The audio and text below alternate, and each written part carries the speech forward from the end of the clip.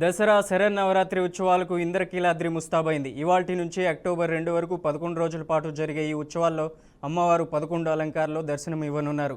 అమ్మవారి దర్శనం తొలి రోజు మినహా రోజు ఉదయం 4 గంటలకు ప్రారంభమై రాత్రి 11 గంటల వరకు కొనసాగుతుంది. ఈ ఉత్సవాలకు వచ్చే భక్తులకు ఎలాంటి అసౌకర్యం కలగకుండా అధికారులు విస్తృతంగా ఏర్పాట్లు చేశారు. అక్టోబర్ 2 విజయదశమి రోజు సాయంత్రం 5 గంటలకు కృష్ణానదిలో తెప్పోత్సవం నిర్వహించనున్నారు. అమ్మవారు సోమవారం శ్రీ బాలా త్రిపుర సుందరి దేవిగా దర్శనం ఇవ్వనున్నారు.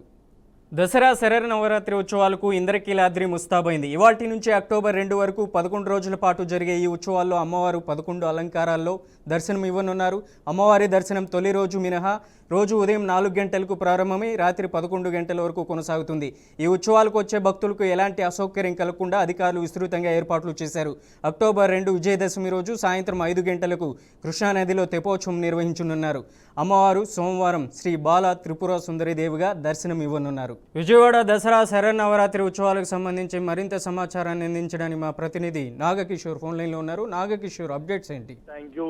ఈ రోజు నుంచి అక్టోబర్ 2వ తారీఖు వరకు దసరా శరన్నవరాత్రి ఉత్సవాలు విజయవాడకి లో జరగనున్నాయి. ఈ వేడుకకు సంబంధించి ఇప్పటికే అధికార యంత్రాంగం అన్ని రకాల ఏర్పాట్లు చేసింది. ఈ రోజు అమ్మవారు బాల త్రిపుర సుందరి దేవిగా భక్తులకు దర్శనం ఇవ్వనున్నారు. ఇక్కడికి వచ్చే భక్తులకు సంబంధించి ఎక్కడ ఎటువంటి ఇబ్బందులు అవాంఛనీయఘటనలు జరగకుండా ప్రభుత్వం ముందస్తు చర్యలను చేపట్టింది. 2 కిలోమీటర్ల మేర క్యూ లైన్లు కూడా ఏర్పాటు చేయడం జరిగింది. మున్సిపాలిటీ ఆఫీస్ ఎదురుగా ఉన్నటువంటి ఖాళీ స్థలంలో పార్కింగ్ ఏర్పాటు చేయడం జరిగింది. అదేవిధంగా కేసు ఖండ స్థానం కూడా ఏర్పాటు చేయడం జరిగింది. అక్కడ ఉన్నటువంటి వినాయకుడు స్వామి ఆలయం దగ్గర నుంచి నడకదారిని వచ్చే భక్తుల కోసం అని చెప్పి క్యూ లైన్లు కూడా ఏర్పాటు చేయడం జరిగింది. ఇవే కాకుండా ఈ 10 రోజుల పాటు ఇంతకు ముందు జరిగాయి. ఈసారి అధిక మాసం రావడంతో 11 రోజుల పాటు అమ్మవారి నవరాత్రి ఉత్సవాలను నిర్వహించనున్నారు. ఈసారి సత్యాయిని దేవి అమ్మవారిగా ఇంకొక అలంకారం ఎక్స్ట్రా భక్తులకు దర్శనం ఇవ్వనున్నారు. మూలా నక్షత్రం రోజు 22 గంటల పాటు భక్తులకి దర్శనం ఇచ్చేలాగా కూడా అధికారులు చర్యలు చేపట్టారు. ఆ రోజు ఎటువంటి టికెట్లు లేకుండా కూడా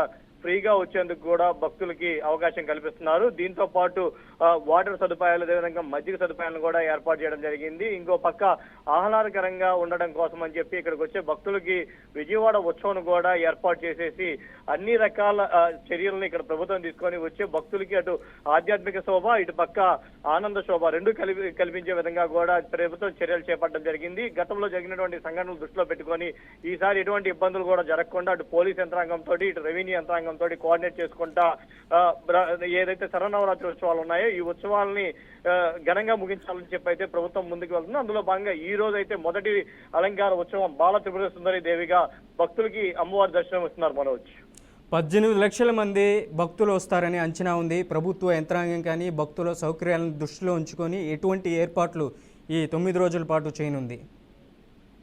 మనోజ్, గతంలో చూసుకున్నట్లయితే 13.5 లక్షల మంది భక్తులు అమ్మవారి ఉత్సవాలను దర్శించుకున్నారు. సో ఈసారి చూసుకున్నట్లయితే దాదాపుగా 20 లక్షల మంది వరకు వస్తారని చెప్పి అంచనా వేస్తున్నారు.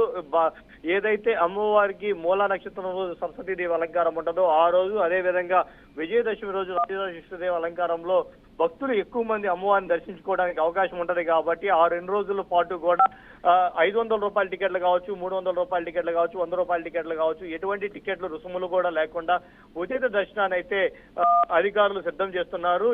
మూలా నక్షత్రం రోజు ఏకోజామున 2 గంటల నుంచి 22 గంటల పాటు కంటిన్యూస్ గా భక్తులకి అమ్మవారు దర్శనం ఇచ్చేందులో కూడా చర్యలు చేపట్టడం జరిగింది. ఇంకో పక్క ఇక్కడికి వచ్చే భక్తులకు సంబంధించి దగ్గరగా 35 లక్షల నుంచి 50 లక్షల వరకు వాటర్ బాటిల్ కూడా సిద్ధం చేయడం జరిగిందని చెప్పి అధికారులు చెప్తా ఉన్నారు.